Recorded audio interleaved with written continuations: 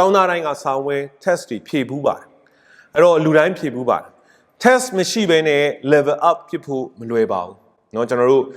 ပညာရေးစနစ်တွေမှာရှိသလိုဘဝတတမှာလည်းကျွန်တော်တို့စုံစမ်းစစ်ဆေးမှုတွေစုံစမ်းနှောက်ယှက်ခြင်းတွေ test တွေစမ်းသပ်ခံရတဲ့အရာတွေရှိပါတယ်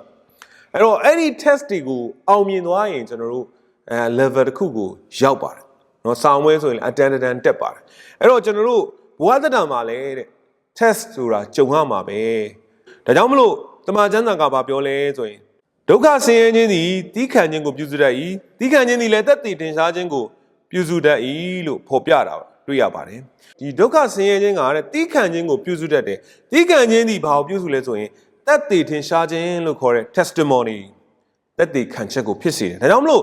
ဒီစကားလုံးလေးကလည်းထူးခြားရမှာနော် TEST test ဆိုတဲ့စကားလုံးကနေ test ကနေပြီးတော့ testimony ဆိုတဲ့စကားလုံးကိုပြောင်းသွားတာတွေ့ရပါတယ်။ကျွန်တော်တို့ရဲ့ဘဝတတမှာကျွန်တော်တို့စုံစမ်းနှောက်ယှက်ခြင်းတွေကိုဖျားသခင်နဲ့အတူကြော်လွှားလိုက်မယ်အဲ့ဒီ test တွေကိုကြော်လွှားလိုက်မယ်ဆိုရင်သက်သေခံချက် testimony တွေဖြစ်လာတယ်ဆိုတော့တွေ့ရပါတယ်။ဒါကြောင့်မလို့ကျွန်တော်တို့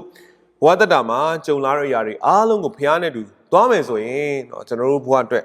ကျွန်တော်တို့ဖျားနဲ့အတူအောင်မြင်ကြော်လွှားပြီးသက်သေခံနိုင်မှာဖြစ်တယ်ဆိုတော့တွေ့ရပါတယ်